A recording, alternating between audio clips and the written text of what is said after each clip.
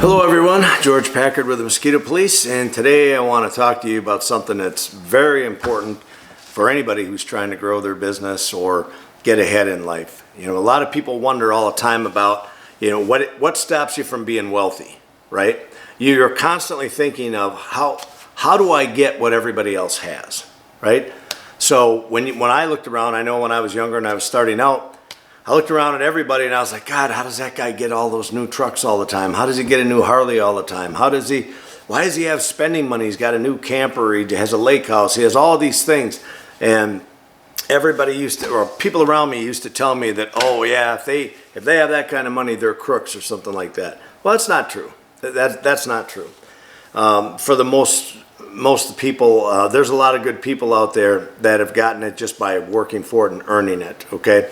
But what I want to tell you guys today I just want to talk to you about a few points about being wealthy. And the very first thing I want to tell you, and I'm not a rich man by any measure, but I want for nothing.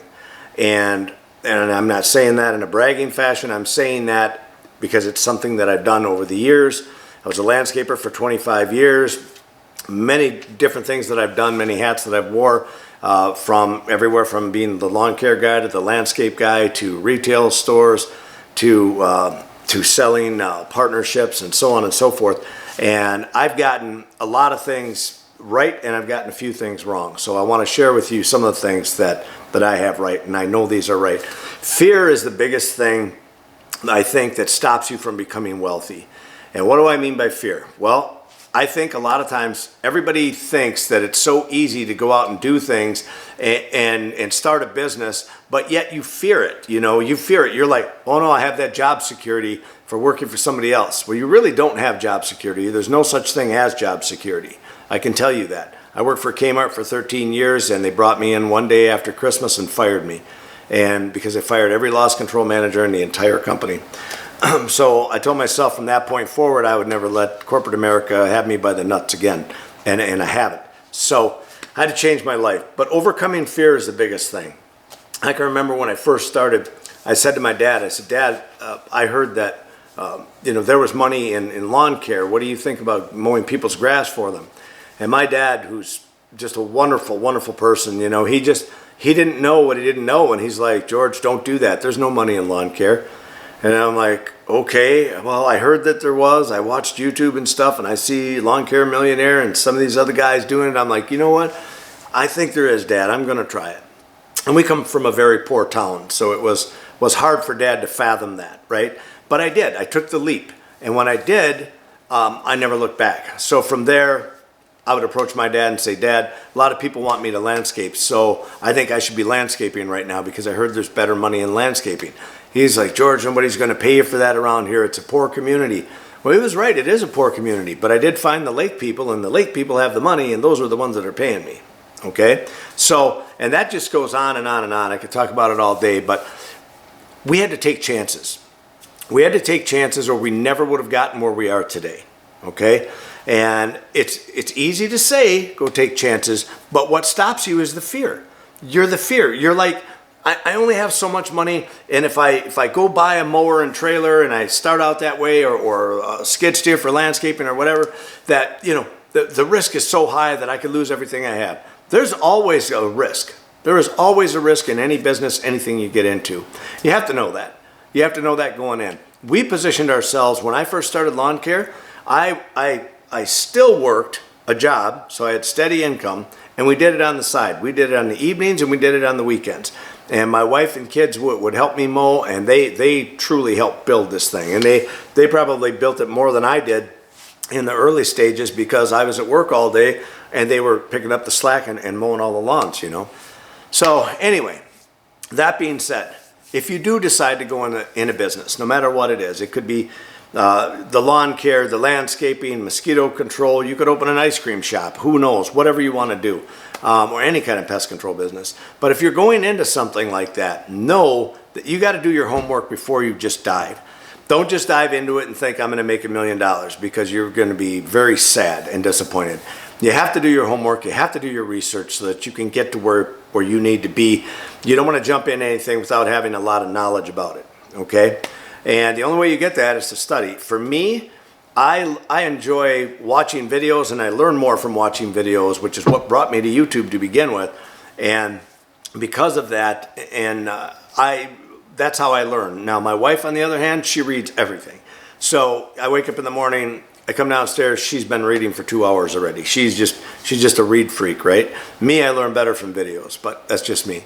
Either way, I don't care how you get there, do your homework on whatever venture you're going to do. So A, get over the fear of doing it. B, do your homework on it, study it, right? Then, get your spouse on board. Talk to her while you're doing all this. Say, you know what, honey, I think there's money in this. I think I could do this. And at first she may look at you and like, are you kidding me? You're not quitting that job. Wait, that pays our insurance. It does this, it does that. Well, that's great. You don't have to quit your job. Say, I'm going to start this on the side, babe, because I want to do something on the side to get up and above where we are right now. Because here's what a job is. A job stands for just, what is it? Just about broke? No, it's not that. It's something just above broke, something like, yeah, just above broke, I think it is. So I remember when I was at Kmart, so just above broke, yeah, that's what it was. I would get a bump up and a raise. Inflation would come up and take all that away because the cost of living rose that much. I would get another 3% raise. They came along and took it. After 13 years of this, I wasn't bringing home any more money than I was when I started. I was not getting ahead, and that's why I preach over and over and over again to be your own boss and don't continuously work for someone else. Get something else started. In the beginning, yeah, work your job. It's totally fine. Work your job, and then as you're building it, work on the side. You've got to sacrifice to make things happen. You can't say, oh, my weekends are for me and they're not for anybody else. Here's a prime example. I'm out here on a Sunday morning. The wife is in there sleeping, and I am out here doing videos for you guys.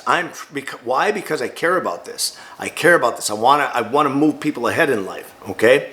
You have to sacrifice weekends. You have to sacrifice evenings. You have to sacrifice whatever you have to do to make it work. And you better know that going in. You're going to be putting in a lot more hours than you think you are, okay?